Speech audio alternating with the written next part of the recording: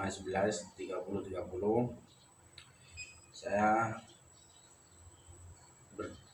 mempunyai kewajiban untuk menyelesaikan tugas UTS dari dosen pengampu, dosen Pak Zuhad, yang dimana dia pelajari tentang filsafat pendidikan. Belum mengenal filsafat pendidikan, saya ingin memberitahu tidak ada satupun pengarang filsafat tunggal, melainkan lebih banyak tokoh-tokoh penting dari beberapa era seperti ini. Yang pertama, Thales dianggap sebagai bapak filsafat Yunani. Yang kedua, Socrates, Plato, dan Aristoteles. Ketiganya merupakan tokoh sentral filsafat Barat. Yang ketiga, serta Imam Al-Ghazali dan Ibnu Rushd, tokoh filsafat Islam. Istilah filsafat itu, ini saya menemukan istilah ilmu, tapi entah itu sama entah itu tidak, saya kurang paham. Mungkin nanti bisa dibetulkan oleh beliau. Istilah ilmu pengetahuan diambil dari bahasa Arab alimah yang alimah, seperti yang berarti mengerti atau memahamkan benar-benar.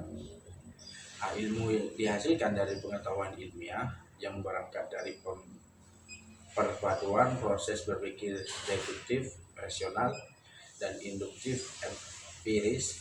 Jadi proses berpikir inilah yang membedakan ilmu dan pengetahuan.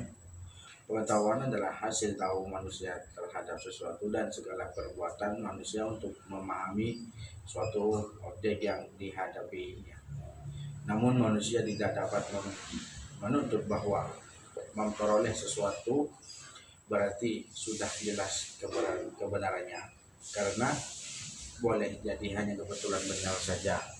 Jadi simpulan dari istilah ilmu ini, dia benar-benar mempelajari dan dia tidak boleh menganggap itu katanya dan dia katanya dia, katanya mereka, itu tidak boleh.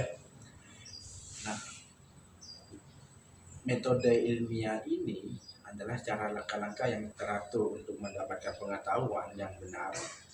Gak semua pengetahuan bisa disebut ilmu, karena ilmu harus diperoleh lewat proses yang jelas, logis, dan bisa dibuktikan.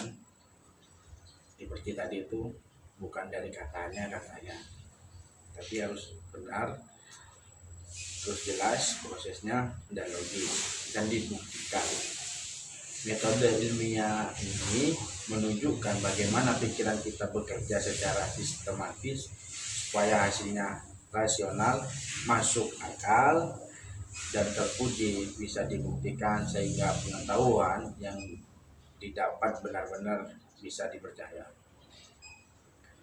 Metode ilmiah ini langkah-langkah yang teratur untuk mendapatkan pengetahuan yang benar. Enggak semua pengetahuan bisa disebut ilmu, karena ilmu harus diperoleh lewat proses yang jelas atau logis dan yang dibuktikan.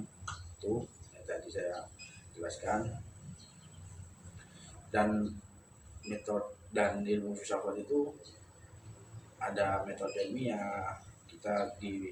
Dari Pak Zuhad kita diberikan tugas untuk apa itu metode ilmiah, apa itu ontologi, dan apa itu nah itulah.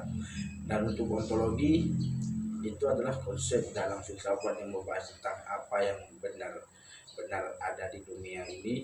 Ontologi membentuk kita memahami apa yang menjadi objek satu ilmu, atau dengan kata-kata lain, ilmu ini sebenarnya mempelajari apa. Misalnya biologi mempelajari makhluk hidup, fisika mempelajari grafik bumi, gejala alam, dan sosiologi mempelajari masyarakat. Jadi di metode ontologi ini itu menentukan batas dan fokus dari satu ilmu supaya kita tahu apa yang sedang kita pelajari dari pelajaran-pelajaran yang kita alami sebelumnya. Patir keluar wacung Bibateus. iya pasti